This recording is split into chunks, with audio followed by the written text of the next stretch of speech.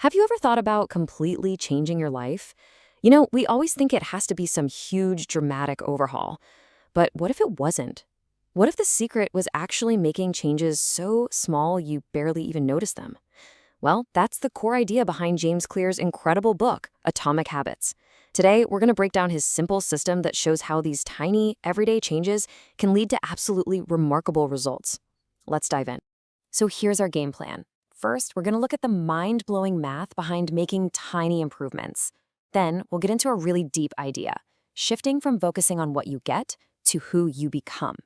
After that, it's all about the practical stuff, the 4 simple laws for building better habits. And to wrap it all up, we'll talk about how to actually stick with it for the long run. All right, first up, the power of tiny gains. This is all about how those little choices you make every single day can totally reshape your entire life. It really all comes down to the magic of compounding. We all do it, right? We convince ourselves that to get big results, we need to take massive action. But James Clear says, hang on, what if we think smaller, like way smaller? What if you just tried to get 1% better each day? It sounds insignificant, but the math behind this is just wild, especially when you see what happens if you get 1% worse every day. And here's the result. It's kind of shocking. That little 1% improvement, it doesn't just add up, it compounds. Over a whole year, you don't just get 365% better. No, you end up nearly 38 times better than where you started. Think about that. On the flip side, getting 1% worse every day, well, that basically grinds you down to 0. This graph really says it all. Your habits are basically the compound interest of self-improvement. You know how money grows exponentially with compound interest? Your habits work the exact same way. The results aren't a straight line up. They're a curve that eventually shoots for the moon. Okay, but here's the catch, and we've all felt this. You put in the work day after day, and nothing seems to happen. It can be so frustrating.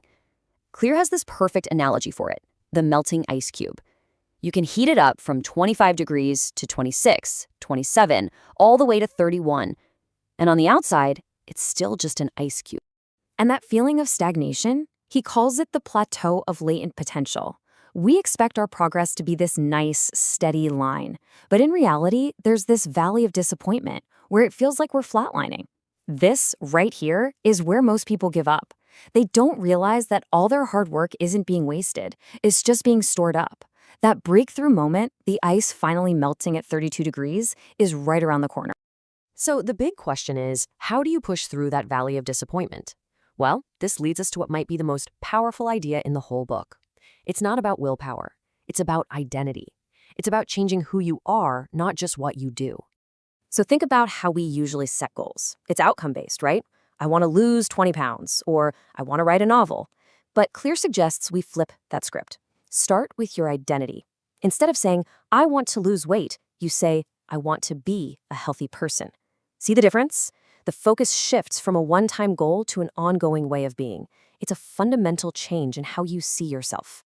You can think of it like this. There are 3 layers to change. On the outside, you've got your outcomes. Deeper down are your processes or your habits. But at the very center, the core of it all, is your identity.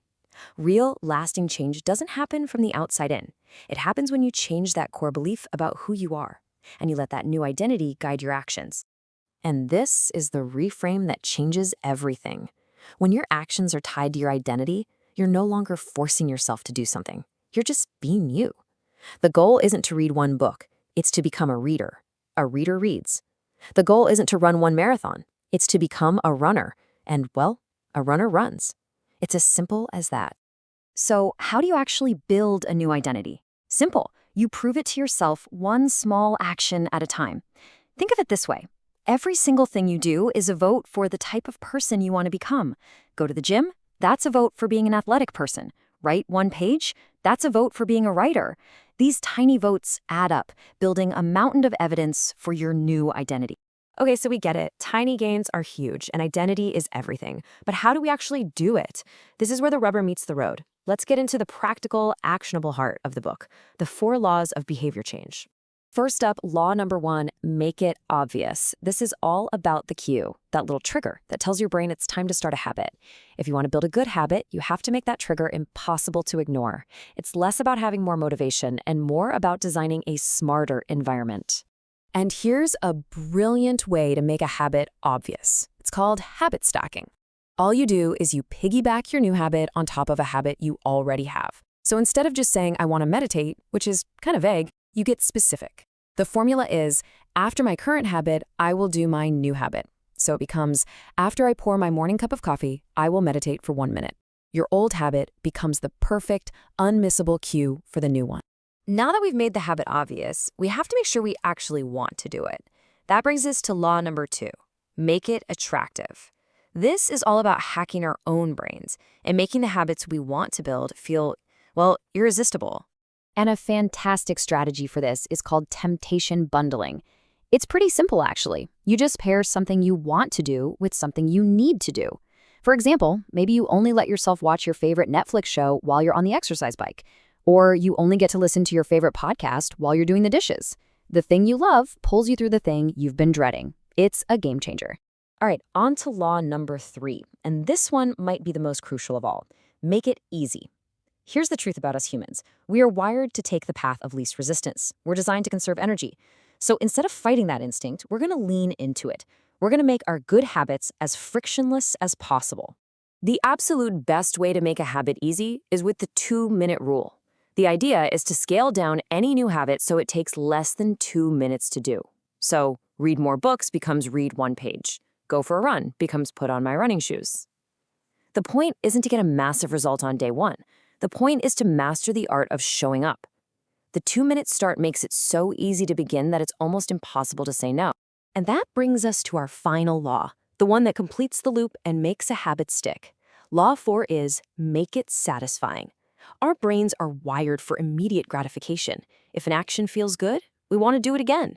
So we need to find a way to give ourselves a little reward, a little hit of satisfaction, right after we complete our habit. And a really simple but powerful way to do this is with habit tracking. Get a calendar.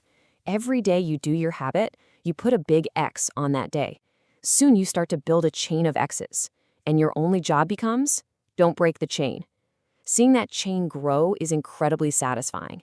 It's a visual cue of your progress, and it creates this powerful momentum that makes you want to show up again tomorrow. So you've used the 4 laws, you've built your habits, that's fantastic. But what about 6 months from now, a year from now? How do you stay engaged and avoid getting bored when the novelty wears off? Well, this is where the Goldilocks rule comes in. It says that we humans feel most motivated when we're working on a task that is right on the edge of our abilities. If it's too easy, we get bored. If it's too hard, we get frustrated and we quit. The sweet spot, that just right feeling, is where you're stretched a little, but not so much that you break.